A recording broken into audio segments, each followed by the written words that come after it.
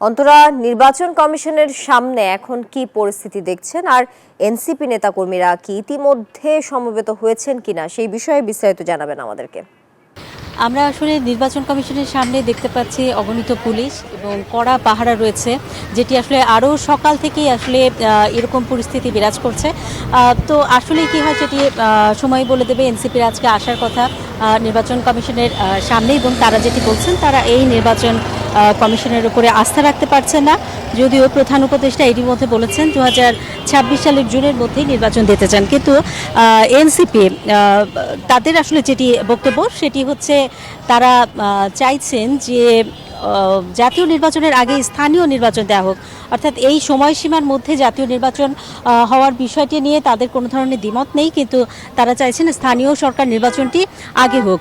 যদিও এখনও পর্যন্ত নির্বাচন কমিশনের পক্ষ থেকে আমরা স্থানীয় সরকার নির্বাচন আগে দেওয়ার বিষয়ে কোনো ধরনের আলাপ শুনতে পাইনি, এবং যতবারই আসলে প্রধান নির্বাচন কমিশনার কথা বলেছেন তিনি কিন্তু বারবারই বলেছেন যে তারা স্থানীয় সরকার নির্বাচন নয় বরং জাতীয় নির্বাচন নিয়েই আসলে এই মুহূর্তে ভাবছেন।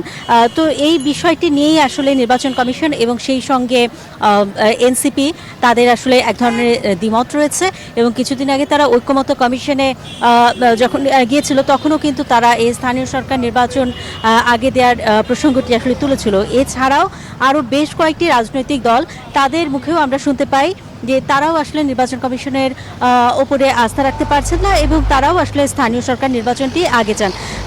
যদিও এখনও পর্যন্ত নির্বাচন কমিশনের পক্ষ থেকে এ বিষয়ে কিছুই বলা হয়নি, তবে এই যে কড়া নিরাপত্তার বিষয়টি সেটি কিন্তু আমরা দেখতে পাচ্ছি। আপনি জানেন যে মঙ্গলবার রাতে একটা জরুরি সংবাদ সম্মেলনে এনসিপির নেতারা মূলত এই ঘোষণাটি দেয়, এবং তারা 8টার দিকে রাজধানীর যে বাংলা মোটরের রূপায়ণ টাওয়ারটি রয়েছে যেখানে তাদের দলীয় কার্যালয় রয়েছে সেখানে তারা আসলে এই সংবাদ সম্মেলনটি করে, এবং সেখানে একটি লিখিত বক্তব্য পাঠ করেন সংগঠনের সদস্য সচিব আক্তার হোসেন, এবং সেটির মধ্যে কিন্তু এই বিষয়টি চলে আসে। এছাড়াও নাহিদ হোসেন তিনিও কিন্তু আসলে কথা বলেছেন। তো তারা আসলে একটি কথা বলছেন যে ইসিকে পুনর্গঠন করতে হবে এবং স্থানীয় সরকার নির্বাচনটি আগে দিতে হবে।